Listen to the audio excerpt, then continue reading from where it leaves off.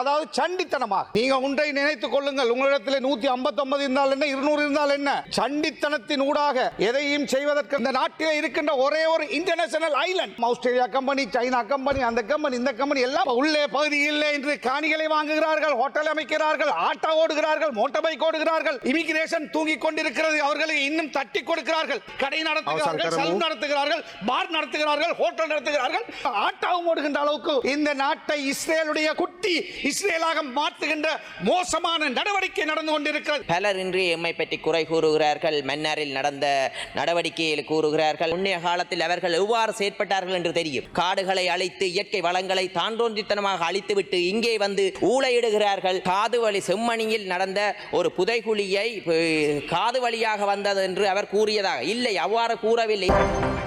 இந்த விவாதத்திலே பேச கிடைத்தமைக்கு நன்றி கூறிக்கொண்டு, இந்த பில் சம்பந்தமாக டாக்டர் ஹர்ஷா அவர்கள் இங்கு நிறைய விடயங்களை தொட்டு சென்றார். அந்த விடயங்களோடு உடன்பட்டவனாக நான் பிரதிநிதித்துவப்படுத்துகின்ற வன்னி மாவட்டத்தின் மன்னார் மாவட்டம் சார்பாக குறிப்பாக 2-3 தினங்களாக மக்கள் பாதையிலே நின்று எங்களுடைய சிட்டிசன் கமிட்டியுடைய தலைவர் ஃபாதர் மார்க்கஸ் அவர்களும் அவரோடு அந்த கமிட்டியிலே உள்ளவர்களும் பொதுமக்களும் குறிப்பாக அரசியல் பேதங்களுக்கு அப்பால் அரசியல் பிரமுகர்களும் ஒன்று சேர்ந்து தள்ளாடியிலே இரவு பகலாக மன்னாரிலே நடைபெறுகின்ற இந்த வின் திட்டத்துக்கு எதிராக ஒரு ஜனநாயக ரீதியான ஒரு போராட்டத்தை முன்னெடுத்து கொண்டிருக்கிறார்கள். எனவே அவ்வாறு இருக்கின்ற பொழுது ஏன் அவர்கள் இருக்கிறார்கள் என்பதை காண வேண்டிய அவசியம் இந்த அரசாங்கத்துக்கு இருக்கிறது.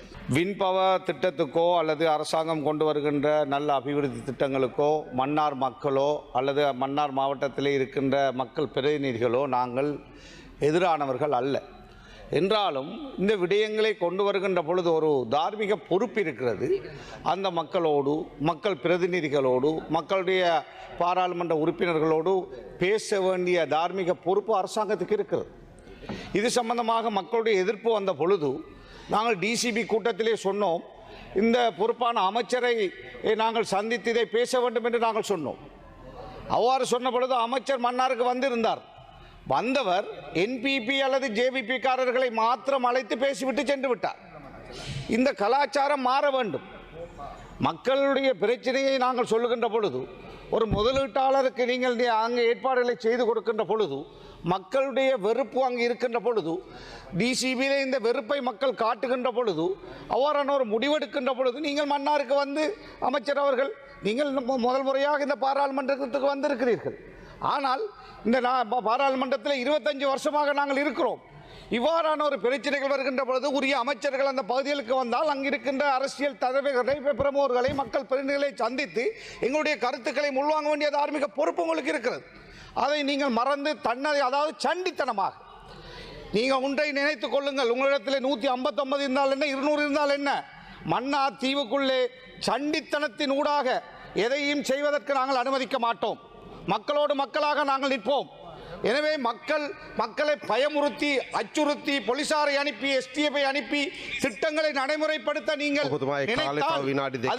நீங்கள் அதில் ஃபெயில் ஆகுவீர்கள் என்பதை உங்களுக்கு நான் சொல்லி வைக்க விரும்புகின்றேன். எனவே நாளை நீங்கள் சந்திப்பதாக நாங்கள் அறிகிறோம். பரவாயில்லை, நாளையாவது நாங்கள் சந்திக்கிறோம். ஆனால் உங்களுக்கு ஒன்றை நான் சொல்லி வைக்கின்றேன், நல்ல விஷயங்களுக்கு எங்களுடைய ஆதரவு என்றும் இருக்கும். ஆனால் நீங்கள் உரிய அந்த பிரதேசத்தில் உள்ள மக்கள் பிரதிநிதிகளுடைய கருத்துக்களையும் அறிந்து செயல்படுத்துங்கள். நாங்கள் நல்ல விடயங்களுக்கு எதிரானவர்கள் அல்ல. ஆனால் வின் பவர் மன்னார் ஐலண்ட் என்பது ஒரு அழகான தீவு. இந்த நாட்டில் இருக்கின்ற ஒரே ஒரு இன்டர்நேஷனல் ஐலண்ட் மன்னார். அந்த ஐலண்டில் ஏற்கனவே நிறைய வின் பவர் திட்டங்கள் நடைமுறைப்படுத்தப்பட்டு இன்று மக்கள் அங்கு வாழ முடியாத சூழ்நிலை, மீன்பிடிக்க முடியாத சூழ்நிலை. அங்கு நீங்கள் இவ்வாறான முதலீட்டாளர்களை கொண்டு வருவதனூடாக அந்த பிரதேச மக்களுக்கு 5% எந்த பிரயோசனமும் இல்லை. இந்த நாட்டில் இருக்கின்ற ஒரே ஒரு இன்டர்நேஷனல் ஐலண்ட் மன்னார். கூட ஒரு வேலை வாய்ப்பு இல்லை. ஆனால் நூற்றுக்கணக்கான மெகாவாட் எங்கு உருவாக்குகிறீர்கள். ஏதாவது அந்த மக்கள் அதனால் எந்த லாபமும் அடையாமல் இருக்கின்ற பொழுது அந்த மக்களுடைய மீன்பிடி தொழிலுக்கு அந்த பிரதேசம் சுற்றுலாத்துறை ஒரு காலத்திலே இந்தியாவுக்கும் இலங்கைக்கும் பாலம் அமைக்கப்பட்டால் அந்த பிரதேசம் ஒரு பெரிய முக்கியத்துவம் வாய்ந்த பொருளாதார மேம்பாட்டு பிரதேசமாக மாறும். எனவே அதை தடுத்து நிறுத்துகின்ற வேலைகளை செய்யாதீர்கள். அங்கு ஒரு கனிய வளம் ஆஸ்திரேலியா கம்பெனி, சைனா கம்பெனி, அந்த கம்பெனி, இந்த கம்பெனி எல்லாம் மன்னார் ஐலண்டுக்குள்ளே தான் வந்து நிற்கிறார்கள். எனவே மன்னார் ஐலண்ட் இன்டர்நேஷனல் ஐலண்ட், அந்த ஐலண்டை காப்பாற்றுகின்ற பொறுப்பு எங்களுக்கு இருக்கிறது, எங்களுடைய எதிர்கால சமுதாயத்துக்கு இருக்கிறது. அதனால் தான் உங்களிடத்தில் கேட்கிறோம், இந்த திட்டத்தை மன்னாரில் இந்த பெரிய நிலப்பரப்பு இருக்கிறது, வேறு பகுதிகளுக்கு மாற்றம் செய்யுங்கள் என்று அன்பாக நான் வேண்டுகோள் விடுக்கின்றேன். அதே போலதான் இப்பொழுது இஸ்ரேலுடைய ஆதிக்கம் இந்த அரசாங்கத்தினுடைய முலபர்மோவில் இருக்கிறார். அவருக்கு தெரியும், இந்த முஸ்லிம் சமூகம் மட்டுமல்ல, உலகத்திலே வாழ்கின்ற நியாயத்தை எதிர்பார்க்கின்ற அத்தனை பேரும் இஸ்ரேலுக்கு எதிராக, இஸ்ரேலுடைய அடாவடித்தனத்துக்கு எதிராக பச்சிலம் பாலகர்களை கொன்று குவிக்கின்ற ஒரு கொடுமையாளர்கள், அந்த கொடுமையாளர்களும் அந்த இராணுவத்தினரும் இன்று ரெஸ்ட் எடுக்கின்ற இடமாக இலங்கை மாறி இருக்கிறது. ஃப்ரீ விசா கொடுத்திருக்கிறீர்கள். அவர்கள் இன்று வந்து அருகம்பையிலே எல்லா அந்த உள்ளே பகுதியில் இன்று காணிகளை வாங்குகிறார்கள், ஹோட்டல் அமைக்கிறார்கள், ஆட்டோ ஓடுகிறார்கள், மோட்டார் பைக் ஓடுகிறார்கள், இமிகிரேஷன் தூங்கிக் கொண்டிருக்கிறது, அவர்களுக்கு இன்னும் தட்டி கொடுக்கிறார்கள்.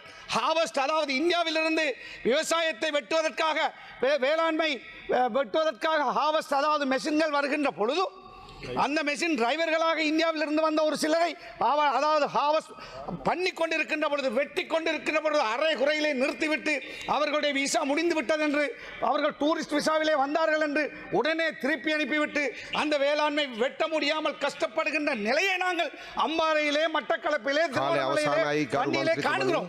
அவ்வாறு இந்தியர்களுக்கு செய்துவிட்டு, ஆனால் இஸ்ரேலர்களுக்கு நீங்கள் மாலை போட்டு வரவேற்கிறீர்கள், விசா இல்லாமல் வரவேற்கிறீர்கள். அவர்களுடைய டிரைவிங் லைசனை வைத்துக் கொண்டு இந்த ஆட்டாக்களை எடுத்துக்கொண்டு அவர்கள், அதாவது ஆட்டா ஓடி என்று அங்கிருக்கின்ற சாதாரணவர்களுடைய தொழிலையும் பிடிக்கிறார்கள். கடை நடத்துகிறார்கள், சலூன் நடத்துகிறார்கள், பார் நடத்துகிறார்கள், ஹோட்டல் நடத்துகிறார்கள். அதே போல ஆட்டாவும் ஓடுகின்ற அளவுக்கு இந்த நாட்டை இஸ்ரேலுடைய குட்டி இஸ்ரேலாக மாற்றுகின்ற மோசமான நடவடிக்கை நடந்து கொண்டிருக்கிறது. தயவு செய்து கவனம் செலுத்துங்கள். இல்லை என்றால் பலஸ்தீன மக்களுக்கு நடந்தது போல இலங்கை மக்களும் இலங்கையை இழக்க வேண்டிய நிலை ஏற்படும் என்பதை சொல்லி விடைபெறுகிறேன். நன்றி. உண்மையாகவே இலங்கை மின்சார சபை திருத்த சட்டம் மூலம் என்பது திருத்தப்பட வேண்டியது ஒரு கட்டாயமான ஒரு நடைமுறை. ஏனென்ற வகையில் நான் ஒரு மின்சார சபை ஊழியர் என்ற வகையில் முன்னைய காலத்தில் ஒரு மின்சார சபை ஊழியராக இருந்திருக்கிறேன். உண்மையாகவே அன்றைய காலத்தில் ஒரு அசமந்த போக்குகளில் பல திட்டங்களை முன்னெடுத்ததன் நிமித்தமாகத்தான் இன்று மின்சார சபை நாட்டு மக்கள் பாரிய முகம் கொடுக்கின்றனர் மின்சார பட்டியலில். உண்மையாகவே எம்மை பொறுத்தவரைக்கும் எமக்கு ஒரு பாதை ஒன்று, பயணிக்க வேண்டிய பாதை ஒன்று இருக்கிறது. அந்த பாதைக்கு சிறந்த ஒரு சட்ட மூலம் ஒன்று நாட்டுக்கு தேவை என்ற வகையில் இந்த சட்ட மூலம் கொண்டு வந்ததையிட்டு பெருமகிழ்ச்சி அடைகின்றேன். ஏனென்றால் முன்னைய காலத்தில் 23,000 மின்சார சபை ஊழியர்களை ஒரு அரைவாசி பங்கை வெளியேற்றுவதற்கான நடவடிக்கை எடுத்திருக்கின்றனர். ஆனால் எமது அரசாங்கம் என்ற வகையில் ஊழியர்களை இந்த சட்டமூலத்தின் மூலமாக உறுதிப்படுத்துகின்றனர். அவர்களின் வேலைகளுக்கு எந்த வகையிலும் பங்கம் வகைக்கு வகையில் இந்த திருத்த மூலம் சட்டமூலம் எடுக்கப்பட்டிருக்கிறது.